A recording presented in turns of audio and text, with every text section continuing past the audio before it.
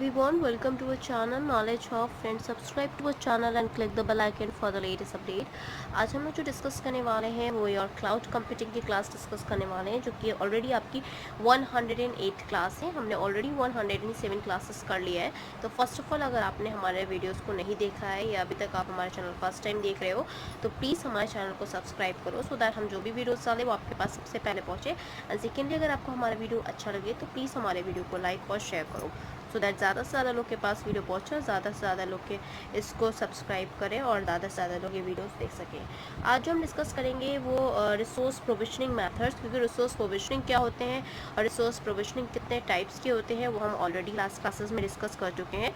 आज जो हम डिस्कस करेंगे that we gonna discuss is your resource provisioning method, जिसमें से पहला आपका डिमांड ड्रिवन रिसोर्सेज है provisioning, then second is your event driven resource provisioning, then उसके बाद हम workflow engine, meta CDN and your cloud sim, ये सारी चीज़ें डिस्कस करने वाले हैं।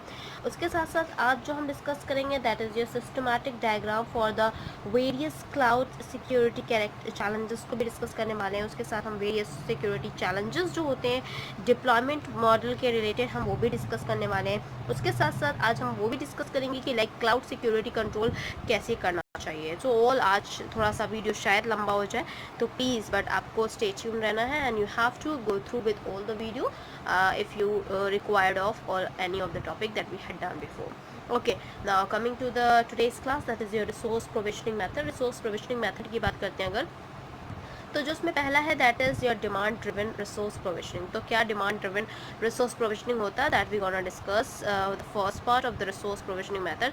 The first point is that this method adds or remove computing instance based on the current utilization level of the allocated resource. Demand driven resource जो provisioning method होता है ये आपका ऐड करता है, रिमूव करता है कंप्यूटिंग इंस्टेंस को, जो कि आपके करंट यूटिलाइजेशन लेवल पे एलोकेट करता है रिसोर्स को। The demand-driven method automatically allocates two Xenon, that is your Xenon processors for the user application. When the user was using the Xenon processor more than a person that of a time for an extended period. तो basically क्या होता है कि अगर कोई demand driven जो method है जो ऑटोमेटिकली आपका रिसोर्स प्रोविजनिंग है, अगर वो एलोकेट करता है दो जेनॉन प्रोसेसर्स पे, तो जो यूज़र एप्लीकेशन होती है या ये जो यूज़र यूज़ करता है जेनॉन प्रोसेसर्स को ज़्यादा परसेंट में, तो वो टाइम भी उसके अकॉर्डिंग एक्सटेंड कर देता है अगर वो दो आपके प्रोसेसर्स यूज़ कर रहे हैं एक सिंगल को। That is the demand driven resource provisioning. In general, when a resource has surpassed a threshold for a certain amount of time, the scheme increases that resource based on the demand. So demand के हिसाब से resource भी बढ़ जाता है, increase कर जाता है, क्योंकि अगर in general मान लो एक कोई रिसोर्स है तो वो अगर थ्रेशोल्ड हो रहा है एक सर्टेन अमाउंट ऑफ टाइम के बाद, तो जो स्कीम है वो इंक्रीज कर देगा उस रिसोर्स को जो कि डिमांड में है। Next question, next point that is when a resource is below a threshold. मान लो अगर रिसोर्स जो है वो थ्रेशोल्ड के बिलो है for a certain amount of time, एक सर्टेन टाइम के लिए, that resource could be decrease accordingly.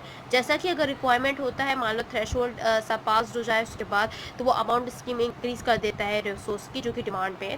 तो ऐसे ही अगर रिसोर्स की डिमांड थ्रेशोल्ड से भी कम है तो वो क्या करता है, फिर वो रिसोर्स को उसको डिक्रीज भी कर देता है अकॉर्डिंगली जो उसकी नीड है। Amazon implements such as auto scale feature into its EC2 platform. तो Amazon जो कि कंपनी आप सब जानते हो, तो Amazon जो है वो इम्प्लीमेंट करता है यही ऑटो स्केल फीचर को जो EC2 प्लेटफॉर्म यूज़ कर रहे हैं Amazon लोग। This method is easy to implement. ये मैथड जो आपका डिमांड ड्रिवन रिसोर्स प्रोविजनिंग है, ये मैथड आपका बहुत ही ईजी है इम्प्लीमेंट करने के लिए। The scheme does not work out right if the workload changes abruptly. और ये स्कीम तब नहीं ज़्यादा काम करती जब आपका वर्कलोड जो है वो अब्रप्टली चेंज हो जाए। Now coming to the next, that is second resource provisioning, that is your event driven resource provisioning. तो event driven जो आपका resource provisioning होता है, that states that in the event driven resource provisioning, this scheme adds or remove the machine instance based on the specific time event. जो event driven आपका event driven resource provisioning होता है, ये एक scheme है जो कि ऐड करता है, रिमूव करता है मशीन इंस्टेंस को, जो कि स्पेसिफिक टाइम इवेंट पे डिपेंड करता है। This is also based on basically specific time event. The scheme works better for the seasonal or predicted events. ये आपका जो स्कीम है इवेंट ड्रिवन रिसोर्स प्रोविजनिंग, ये आपका जो वर्क करता है, जो बेटर वर्क करता है, वो सीजनल या फिर प्रिडिक्टेड इवेंट के लिए ही वर्क करता है. Moving on with the next point that we have is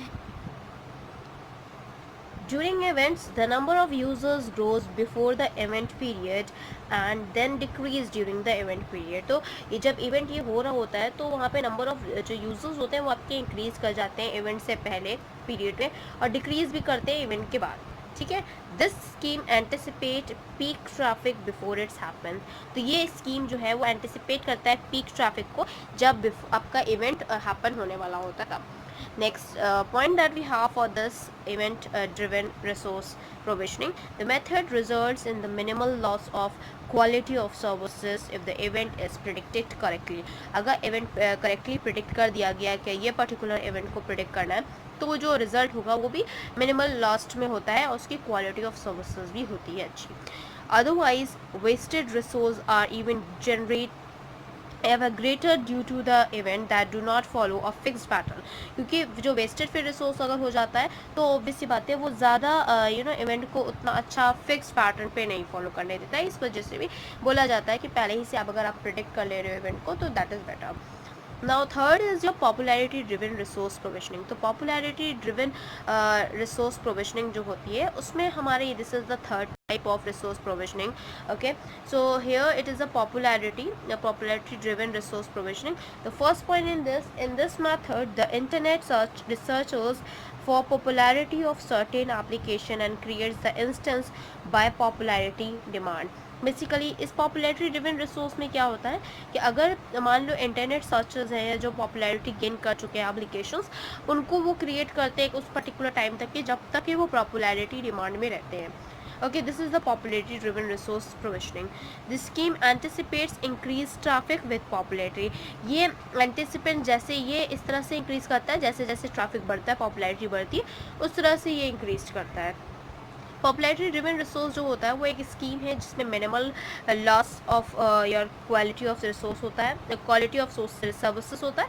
if it is predicted popularity in correct resource में be wasted if traffic does not occur as expected. तो basically अगर वो predicted हो गया है कि हमारा कौन सा पॉपुलैरिटी इवेंट है और पॉपुलैरिटी एग्जिस्टेंस होगा, तो अगर वो ठीक कर दिया जाता है तो रिसोर्स में अगर ट्रैफिक नहीं आया तो ऑब्वियस सी बात है वो एक्सपेक्टेड जितना होता है उतना अगर ट्रैफिक नहीं आया तो फिर वो करेक्ट होगा नहीं होगा, दैट वी कांट प्रिडिक्ट, जैसा कि मैंने पहले हम लोग प्रिडिक्ट कर चुके होते हैं.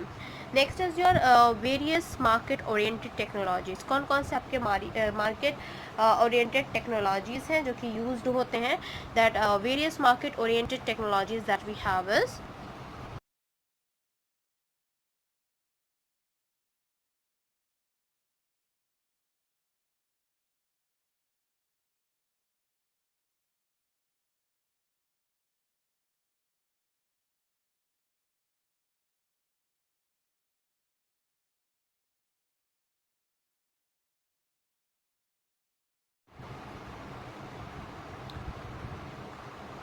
So here you can see that various market oriented technologies जो है जिसमें आपका पहला है एनेका जो है that एनेका is implied in the platform as a services that is PaaS a type and offers platform in the cloud computing to its user, making it convenient for them to create and deploy application. So एनेका एक तरह का implied platform as services है जो कि एक type है आपका platform as services का, जो कि बहुत ही मार्केट ओरिएंटेड टेक्निक्स पे यूज होता है. प्लेटफॉर्म जो क्लाउड कंप्यूटिंग पे यूज़ होते हैं, यूज़र्स अगर चाहें तो उसे कन्वीनियंट बना सकते हैं for them to create a deploy the application. Moving on with the second point that we have in the various markets oriented technology that we have. For the Anika only, it's a unique feature. Anika is a unique feature is its a flexible design and customization capability that allows it to target different application scenario. Anika एक unique feature है जो कि एक flexible design या फिर customization जो capability होती है उसको देखने के लिए और allow करता है अपने target different को जो कि application scenario के basis पे होता है. Third second is your workflow engine. Workflow engine क्या होता है? This is the workflow management system. जो वर्कफ्लो मैनेजमेंट सिस्टम होता है जिसे हम WMS भी बोलते हैं, that assist the user in representing their application as workflow. Workflow जो मैनेजमेंट सिस्टम होता है WMS, ये असेस करता है यूजर को for the representation of application as well as the workflow. It then executed their workflow on the cloud platform from the higher level of abstraction. Basically ये जब execute करता है workflow को cloud platform पे, तो वो एक higher level of abstraction, abstraction का मतलब होता है basically hiding the useful data or hiding this data.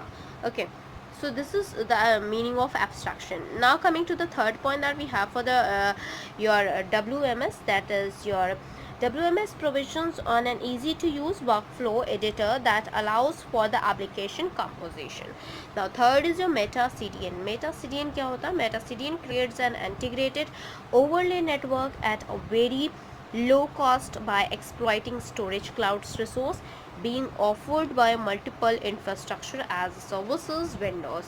Basically Meta CDN जो होता है वो क्रिएट करता है इंटीग्रेटेड ओवरलेज नेटवर्क को, जो कि एक बहुत ही लो कॉस्ट पे हम लोग एक्सप्लॉइट कर सकते हैं स्टोरेज क्लाउड रिसोर्स को, जो आपका ऑफर्ड करता है infrastructure as a services as vendor. It eradicates the difficulty arose due to the dealing with the multiple storage provider. Okay, so basically ये डिफ़िकल्टी जो डील जिस डिफ़िकल्टी को हमें डील करना पड़ता है, this is the multiple storage provider. Now coming to the next is your fourth point for this, cloud sim. The Cloud SIM toolkit offers an environment to the user that enables them to model and simulate extensible cloud.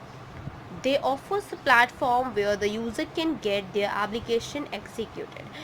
Cloud SIM tool kit जो होता है वो offer करते हैं एक ऐसा environment जहाँ पे यूजर्स जो होते हैं बेसिकली मॉडल को सिमुलेट करते हैं एक्सटेंसिबल क्लाउड में, and the offers that platform where the user can get their the application executed.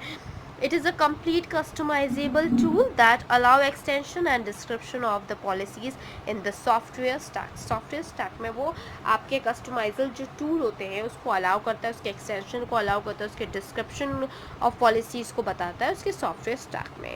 Moving on with the next point that we have is,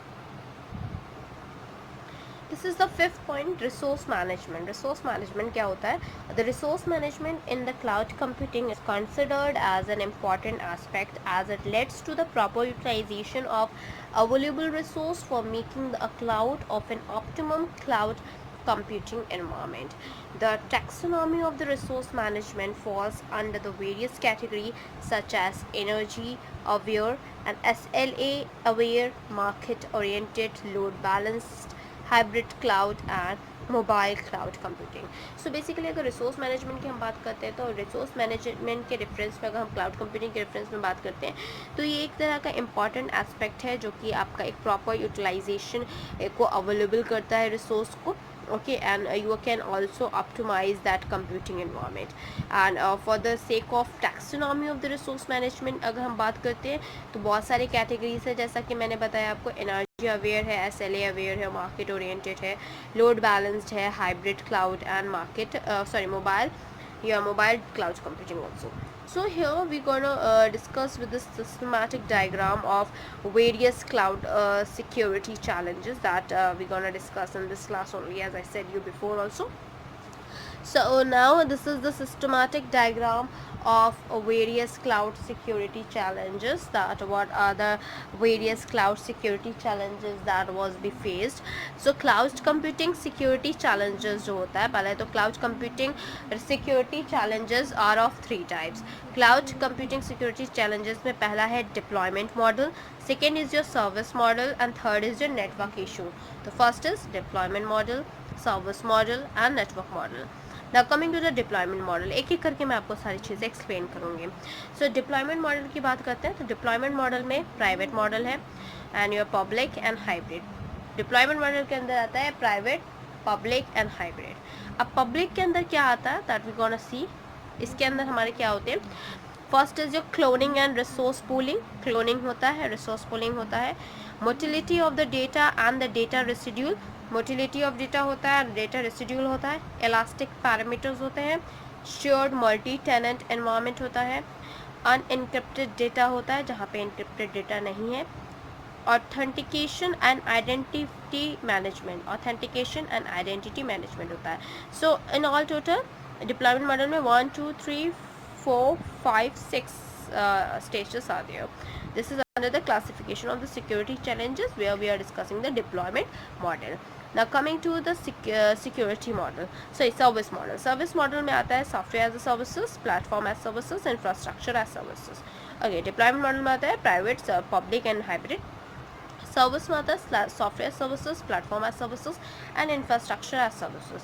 now coming to the platform as services, जहाँ पे data leakage problem होती है, malicious attacks होते हैं, backup and storage होता है, share technological issues होते हैं, सर्विस हाईजैकिंग होती है and as well as virtual machine map hopping होती है। Now coming to the network issues, network issues में पहला है browser security, second is your SQL injections attacks, flooding attacks, जहाँ पे एसक्यूएल इंजेक्शन अटैक्स होते हैं, फ्लोडिंग अटैक्स होते हैं, एक्सएमएल सिग्नेचर एलिमेंट रैपिंग होती है, इनकम्प्लीट डेटा डिलीशंस होते हैं, लॉक-इन्स होते हैं। So this were the under categorization जहाँ पे deployment cloud computing security challenges की बात करते हैं। तो पहला डिप्लॉयमेंट मॉडल होता है, सर्विस मॉडल होता है, थर्ड इज नेटवर्क इश्यूज होते हैं। डिप्लॉयमेंट मॉडल के अंदर private cloud, public cloud and hybrid cloud होता है, जिसके अंदर ये चैलेंजेस होते हैं that we are gonna face with respect to the security challenges. उसके बाद सर्विस मॉडल की बात करते हैं तो सर्विस में आपका software services, platform as services, infrastructure as services है, ये आपके सिक्योरिटी जो चैलेंजेस है वो फेस करने पड़ते हैं। अगर नेटवर्क इशू की बात करते हैं तो नेटवर्क इशू में आपका browser security, SQL injection attacks, flooding attacks, XML signature element wrapping, incomplete data deletions and locks in, ये सारी चीज़ें हमें फेस करने को मिलती हैं। Now moving on with the next, within this class only with related to your various services challenges, various cloud services challenges that we're gonna go ahead.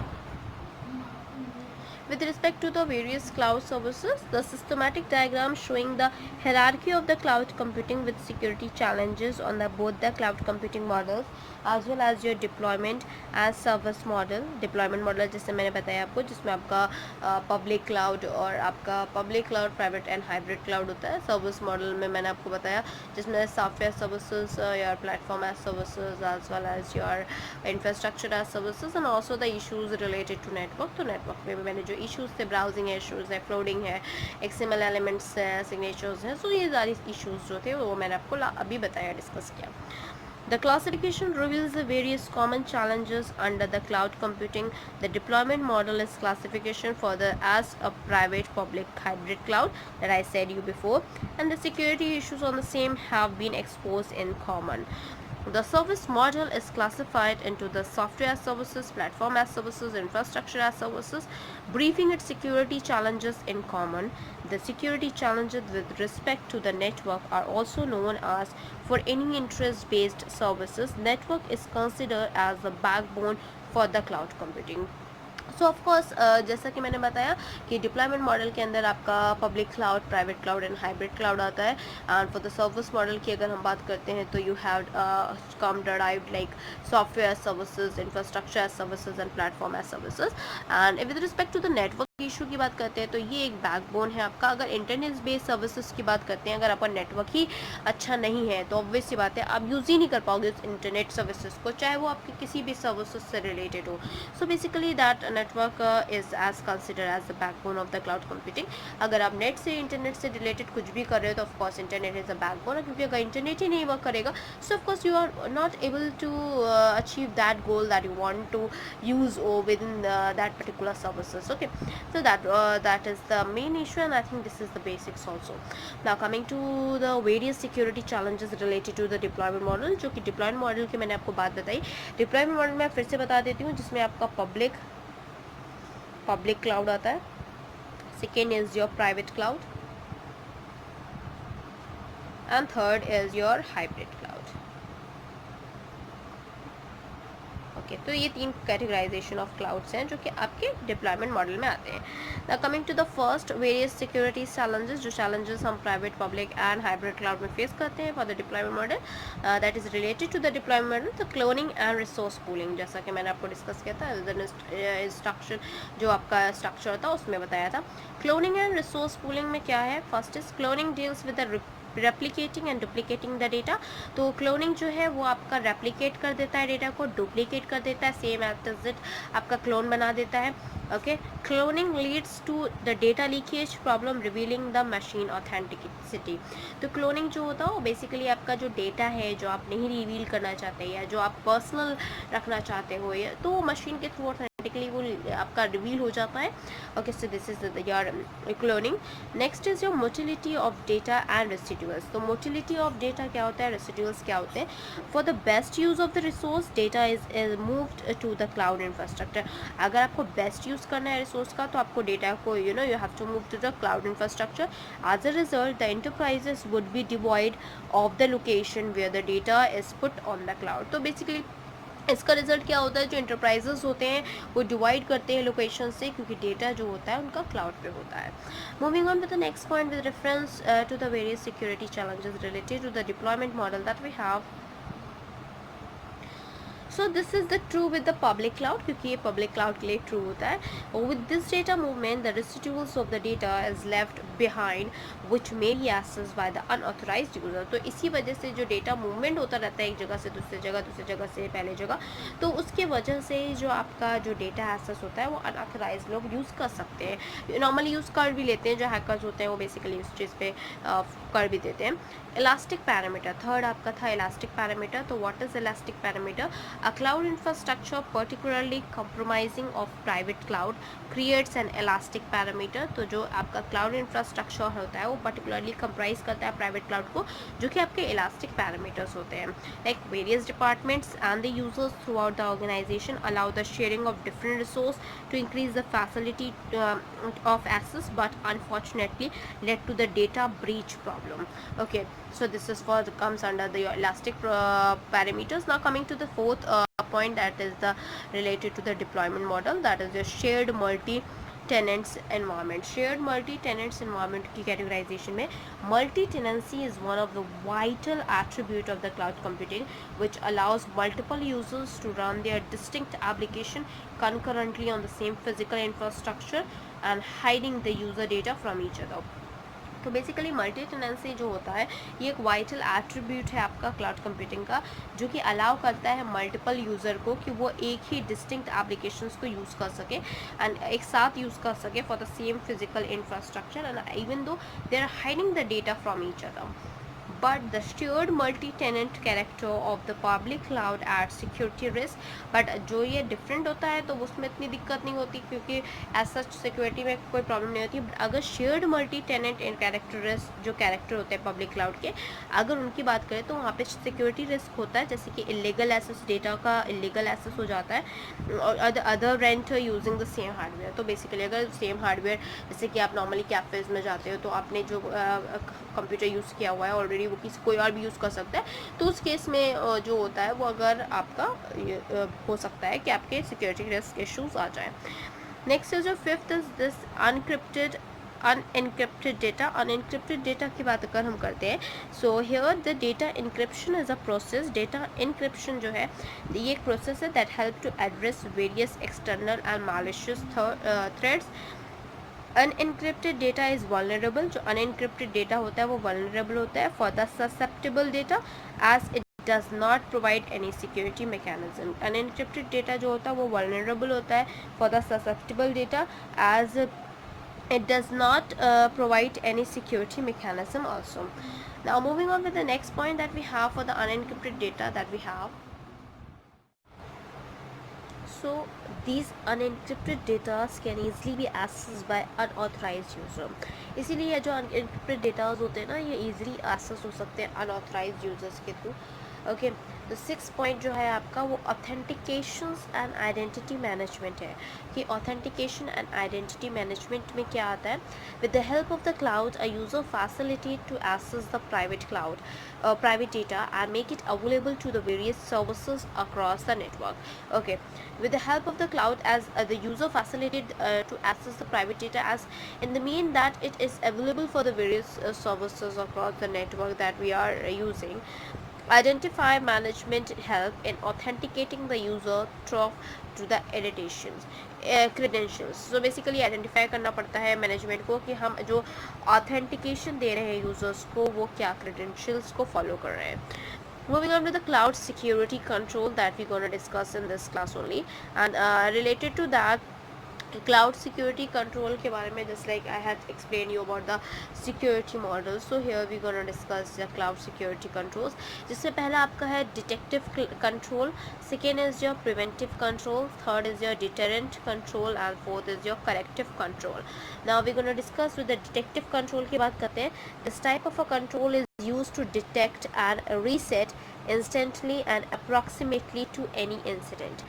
Detective control जो होता है वो एक टाइप का कंट्रोल, ऐसा टाइप का control है जो कि डिटेक्ट करता है और रीसेट करता है instantly for the approximate to any incident. Okay, ये डिटेक्ट करने के लिए यूज़ होता है. कोई भी अगर इंसिडेंट है तो वो डिटेक्ट करेगा.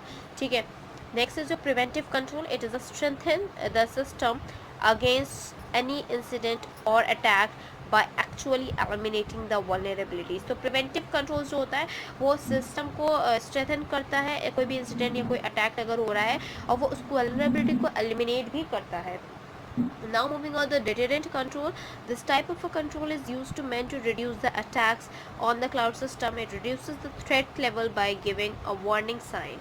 And deterrent control जो होता है वो कंट्रोल बेसिकली करता है कि ये रिड्यूस करता है अटैक को, जो कि आपके क्लाउड सिस्टम पे अटैक्स होते हैं उसको रिड्यूस करता है, और रिड्यूस करने के साथ साथ उस थ्रेट लेवल को एक वार्निंग साइन भी देता है.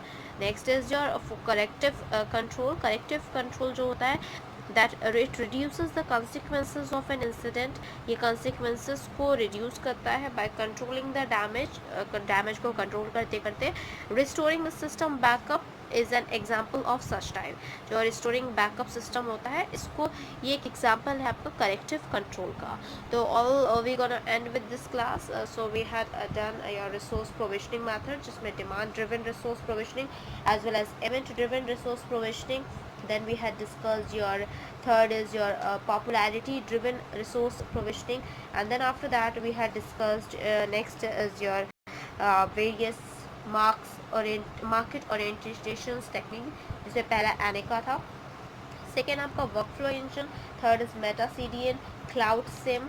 उसके बाद हमने रिसोर्स मैनेजमेंट को डिस्कस किया. उसके बाद आपके वेरियस डायग्राम्स से वेरियस क्लाउड सिक्योरिटी चैलेंजेस में, जिससे पहला आपका डिप्लॉयमेंट लेवल था, second is your deployment model, first is your this is your service model, third is your network issues, जिसमें मैंने आपको बताया था डिप्लॉयमेंट मॉडल में आपका public cloud, private cloud, hybrid cloud आया था. उसके बाद आपका जो डिप्लॉयमेंट सर्विस मॉडल था, जिसमें इंफ्रास्ट्रक्चर एज सर्विसेज, आपके platform as services, software as services, वो सारी चीज़ें हमने डिस्कस की थी. इसके जो सिक्योरिटी इसको फेस किया था, उसके रिस्पेक्ट में हमने जो डिस्कस किए हैं बहुत सारी चीज़ें डिस्कस की हैं, जिसमें चैलेंजेस जो कि आपके डिप्लॉयमेंट मॉडल से रिलेटेड हैं. जैसे पहला आपका क्लोनिंग एंड रिसोर्स पूलिंग था, फिर motility of the data and residual resource था. उसके बाद आपका मैंने जो डिस्कस किया दैट इज इलास्टिक पैरामीटर, फिर shared multi tenant environment and unencrypted data. उसके बाद हमने ऑथेंटिकेशन एंड आइडेंटिफाई मैनेजमेंट किया था. देन आफ्टर दैट जैसा कि क्लाउड सिक्योरिटी कंट्रोल किया है, इसमें डिटेक्टिव कंट्रोल था, प्रिवेंटिंग कंट्रोल था, डेरेंट कंट्रोल था एंड करेक्टिव कंट्रोल था. All that we had discussed in this class only. So class आज के लिए इतना ही. Thank you. Hope you enjoy this video. If you like this video, please give a thumbs up and give a suggestion on a comment box. Thank you.